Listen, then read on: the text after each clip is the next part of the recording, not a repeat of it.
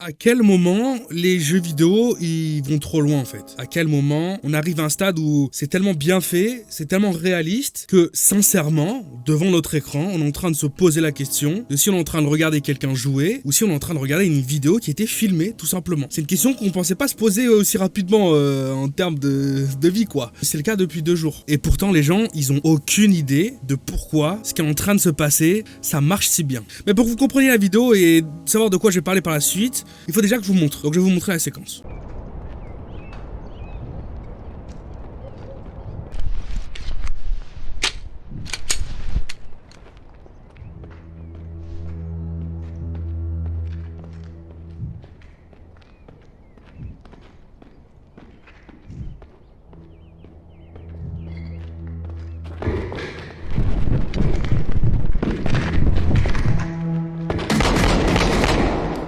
Shots fired! Shots fired!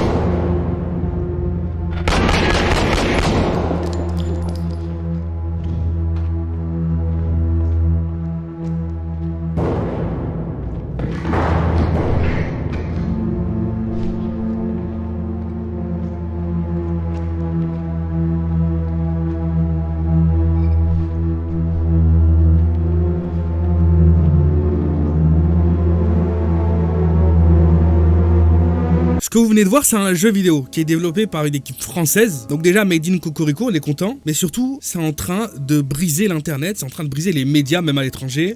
Puisque les gens sont en train de se poser la question, mais bordel, est-ce qu'on a vraiment touché cette technologie où on peut faire des jeux si réalistes? Et surtout, quel type de problème ça va nous ramener en fait? Mais la question primordiale que les gens se posent pas, et qui pour moi pourtant est la plus importante et la plus intéressante, mais pourquoi ça nous semble si réaliste? Est-ce qu'on a vraiment développé des moteurs graphiques qui nous permettent maintenant de faire quelque chose de si réaliste? Ou est-ce que les développeurs de cette équipe française, ils ont compris un truc, et ce truc-là, prochainement, dans les futures années, les futurs mois, ça va être utilisé dans des tonnes de jeux. Le truc qui change la donne, évidemment, c'est Unreal Engine 5, qui est un moteur graphique qui maintenant est disponible pour tout le monde, et évidemment tous les jeux qui vont bientôt arriver et sortir sur notre jolie planète, ils vont principalement l'utiliser parce que ça nous permet tout simplement de développer des jeux vidéo avec un rendu graphique qui met des gifles à tout le monde, hein. C'est-à-dire que même Mike Tyson, il tombe sur ses fesses. Mais pourtant, ce moteur graphique, il est maintenant dispo depuis plus d'1 an. Pourquoi il y a que maintenant, par un jeu développé par une toute petite équipe? D'abord, ça a commencé avec une personne, pas beaucoup de moyens, maintenant ils sont quelques-uns. D'ailleurs, fun fact assez intéressant, le leader project de tout ça, c'est un gars qui était rappeur français à la base, hein, qui faisait partie du groupe Columbine, Faudacé. J'ai craqué tous les logiciels de son.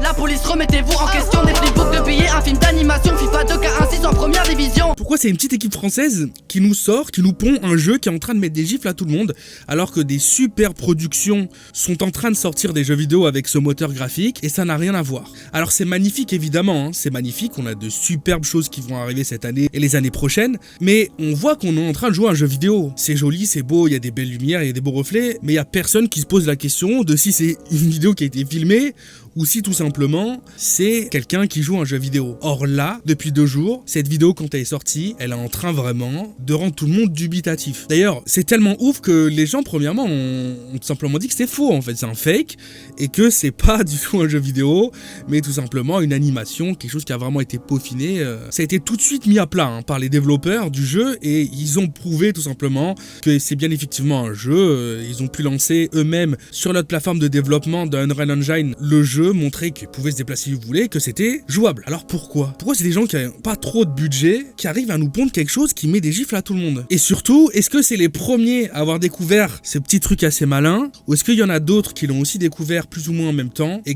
qui de leur côté sont aussi en train de développer leurs pépites, et on entend juste un peu moins parler? La réponse c'est qu'effectivement, il y a d'autres bombes atomiques qui vont arriver dans les prochains mois. C'est juste que pour l'instant, il n'y a pas encore eu de buzz dessus. Et les premiers à l'avoir compris, c'est Lunar Software, il y a 10 ans. Il y a 10 ans, il y a une petite équipe de développeurs qui a sorti une courte vidéo, pareil, une petite démo jouable d'un jeu qu'ils étaient en train de développer. Malheureusement, le développement s'est arrêté assez rapidement parce que, faute de moyens, problème en interne. Bon bah, le développement il a été repris et il va sortir probablement cette année ou l'année prochaine. Sauf que cette fois-ci, ils ont accès à évidemment des nouveaux outils. Et maintenant, ça ressemble à ça.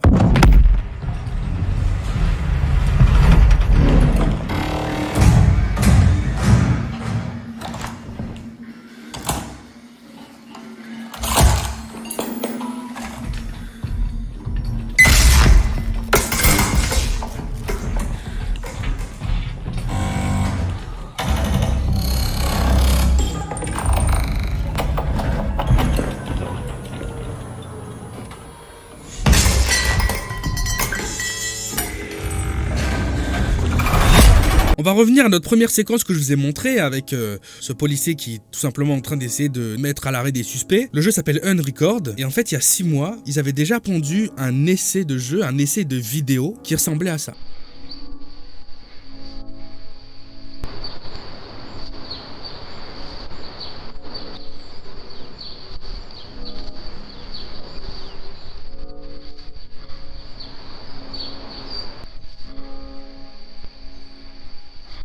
Je vous laisse 15 secondes pour aller dans les commentaires et tout simplement m'écrire à votre avis quel est le lien et quelle est cette recette, cette pépite magique que ces développeurs ont compris des années avant les autres et que même sans moyens, ils ont été capables de mettre tout le monde KO.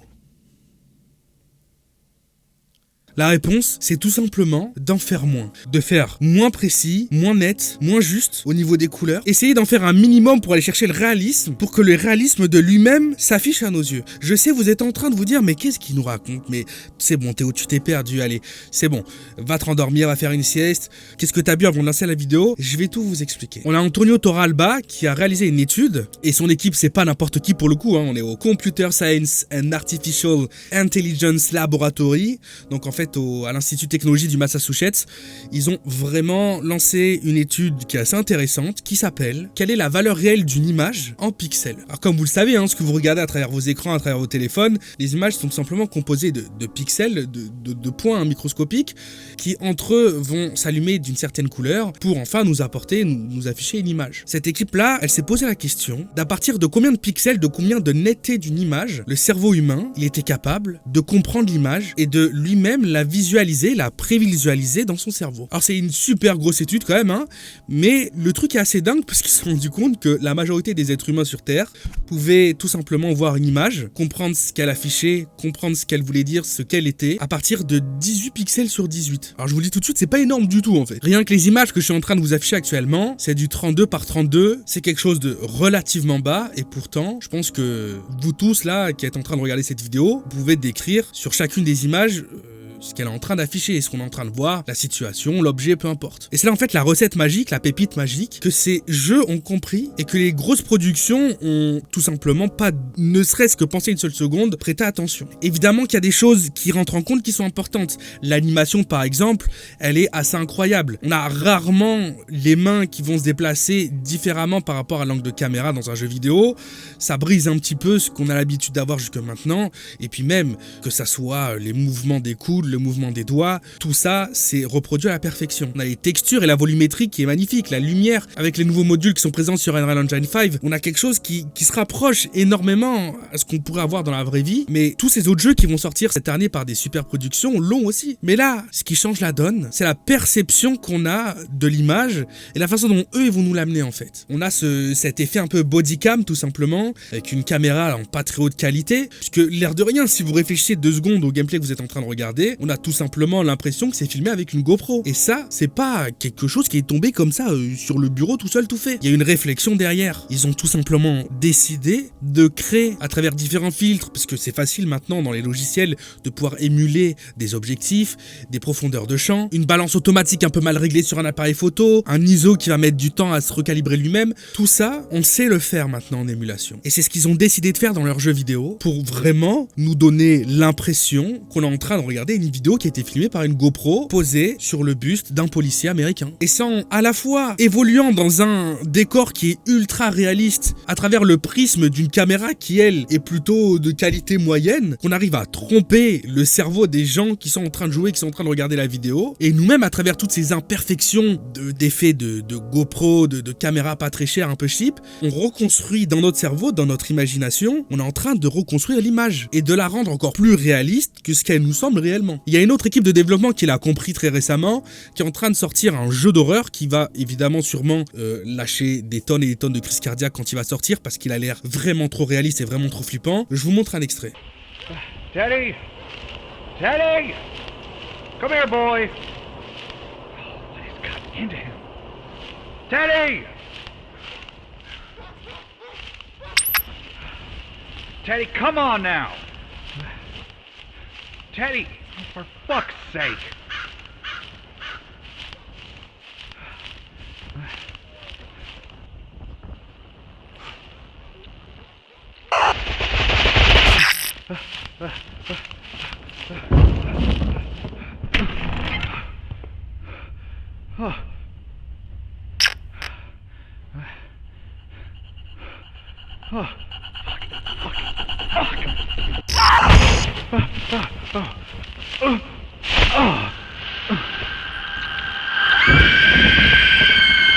Mais ça, vous m'y prenez pas, hein. Dans la vidéo, on l'avait déjà compris bien avant les jeux vidéo. C'est pas pour rien que toutes ces histoires qu'on voit autour des backrooms, toutes ces vidéos qui font extrêmement peur, qui ont quelque chose qui est vraiment tout simplement dérangeant. Si on regarde bien, il y a toujours un peu ce filtre, cette façon de tourner qui est un peu façon amateur, vieille caméra, caméscope. C'est tout simplement que ce genre d'image, ce genre de vidéo va tout simplement triquer, va tromper le cerveau à essayer de reproduire un maximum à travers tous ces artefacts, toutes ces baisses de qualité, va nous forcer à essayer d'imaginer en plus réaliste qu'on est en train de regarder, pour essayer de combler cette image qui est pas au niveau de ce qu'on a l'habitude de voir à notre époque. Et encore une fois, ça fait partie de l'ultra-réalisme qu'on s'en crée en fait. Enfin bref, c'est un peu l'avis que j'avais par rapport à tout ce qui se passait, ça fait 2 jours que vraiment tous les médias en parlent, sur internet c'est en train de briser, je crois que la vidéo, elle a 55 millions de vues en 36 heures, on peut dire que ça buzz. C'est mon point de vue, je pense pas que je sois totalement à côté de la plaque. Et puis si t'as kiffé la vidéo, tu réagis en commentaire, tu lâches ton like, un abonnement, et puis on se retrouve très bientôt pour une prochaine vidéo. Allez, peace out.